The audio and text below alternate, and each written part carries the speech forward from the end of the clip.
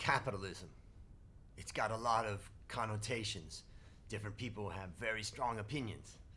But I'll tell you, this is my opinion about capitalism and what I like and how I fell in love with capitalism.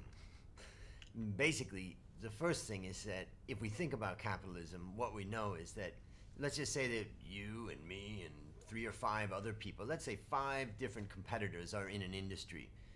All 5 of us have one goal, and that is to be number 1 in that industry. In fact, we have to accept the fact that a capitalist is going to try to shoot for 100% market share. Now, we have laws in societies that say, well, capitalism doesn't, we don't want it to get out of control. We want to get the benefits of this selfishness, but we don't want to get it out of control. So maybe we say, okay, no company could have more than 50% of an industry or 30% of an industry, whatever that number is, and most countries have that number. And so once you have that number, the next question is, do you enforce that number? So if you enforce that number, basically what's happening is that all the companies, the 5 of us, are scrambling. What are we trying to do? Ultimately, what we're trying to do is meet the customer's needs. Let's say we're all competing in the same space, same product service. We're iterating to try to find what could best serve the customer's needs, because we know that when that happens, that customer is going to come to us. And if it's my business and I'm competing against 4 others, I want to continue to iterate to see what can I do to get this market share to us. Really, that market share and the profit that we make from it is a measure of our success. Now, of course, you're going to be doing the same thing, and each of the 5 of us are going to be doing the same thing, and let's say that we all get 20% of the market. Now, let's say that one of us, let's say, person C over there, person C basically decides, well, I am going to kill my competitor. So they kill all the competitors. I'm still alive, but let's just imagine. They kill all the competitors, and then they get number 1 market share. They own 100% of the market share. Would we accept that, or would we say, capitalism bad because you kill people, right? No, we would say, well, wait a minute, killing is against the law. As a society, we have laws, right?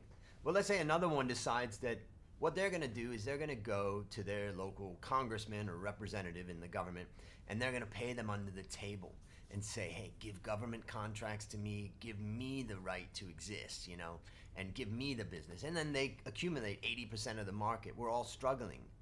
So capitalism is bad, look at what happened. Well, wait a minute, it's illegal to give a bribe to somebody to get business, right? So what oftentimes happens, now here's another one.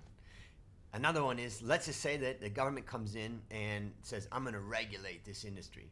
And let's say that my company is really good about regulation. We spend a lot of time and money. I have a whole department anticipating that regulation's coming. And we can meet every regulation that the government passes. So we become experts in regulation. In fact, over time, we want more regulation. Why? Because the 4 other competitors, all they're doing is spending their time trying to figure out what the customer wants and needs and values. But that's irrelevant in an environment of heavy regulation. The one that wins the most is oftentimes the one that has the strongest relationship with the government and making sure with the regulators that they're doing exactly what's being asked of them. And all of a sudden, that person who has the skills and the regulations ends up getting a big market share. So capitalism is bad because they got the market share. No. What happened is that they figured out that the market in this case was not about pleasing the customer, it's about pleasing the regulators. In fact, in my view, a lot of the regulation these days is over-regulation, and it's regulation where people are trying to figure out how to beat that regulation. So there's many different ways that capitalism fails, but there's many ways that capitalism works. And if I look back at my own coffee business as an example, Coffee Works, when we went through, for instance, the Asian crisis in 1997, nobody bailed us out. We didn't get bailout money from the government or any of that, right? We had to survive and manage the risk in our business. But when capitalism goes wrong, it's when there's perverse incentives. For instance, now we have a banking industry across the world, and particularly in the US, that is so massively regulated that it's impossible for you to even think that the shareholders really are doing risk management. In fact, risk management now is basically thought that the government does risk management when it comes to that industry. So the incentives are perverse. So what I would say is that capitalism works, and what I really like about it is that it works. Now I'll tell you the last little story, and that is when I was working for my first boss. He was on the phone. We were working at a broker, and I was an analyst supporting him. And one day came in and I saw him in the office, and he was standing up there, and he's like, buy 500,000 of that, sell 200,000 of that, buy this, sell that, and then he hung up the phone. He looked at me and he says, "It's the cutting edge of capitalism.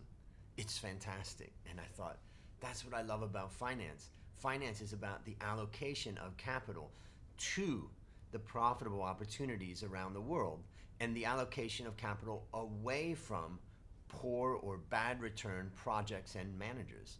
And that, to me, is what makes finance within the capitalist structure such a fascinating topic.